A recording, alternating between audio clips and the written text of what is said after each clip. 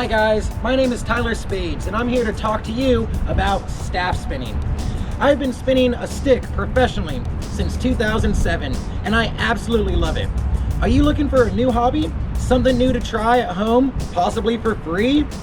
Well, staff spinning is a great activity. It helps increase hand-eye coordination, balance. It's a never-ending puzzle. Gives you good dexterity and an amazing way to impress your friends. But I wanted to let you know how you can start spinning right now, right after watching this video. I'm actually offering online classes, so you can learn from me one-on-one, or you can join one of my group classes that I'm scheduling and get a great value and learn with a few people together online in a group chat. So the first question is, where do you get a staff? What is a good staff? Well, the answer is anything will do. And we'll talk a lot about the differences of staffs in our first workshop. But to get you going, you want something not too big, not too heavy, not too long. I'd say shorter than your chest. Also light enough so you can move it around. But we're gonna start really slow and give you the dynamics of how to do these cool moves and progress into really amazing ways you can play with the balance and learn really cool tricks.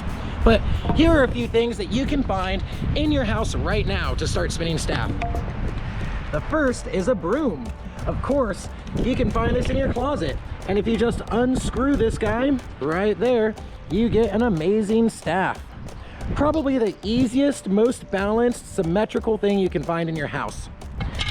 You might also have a cane lying around in the closet. This will work great as well. Also an umbrella. For the first workshop, it doesn't have to be perfectly weighted, perfectly symmetrical. This will actually help you get moving and help you figure out how to spin. You might be able to go in your backyard and just find a stick. Find something that's straight enough, feels balanced, and feels good in your hand. We can start right there. Or maybe your second or third workshop, you want to progress. You can make a lot of these at home. This is a piece of PVC, got it at the hardware store. Put some electrical tape on it. Good to go. You can mark the center so you know exactly where the balance is at. And it's nice and lightweight, feels really good in the hand, perfect for your first few workshops. If you want to get more advanced, we can talk about how you can build an amazing staff, but I'll just show you. I start with a piece of metal conduit tubing from the hardware store.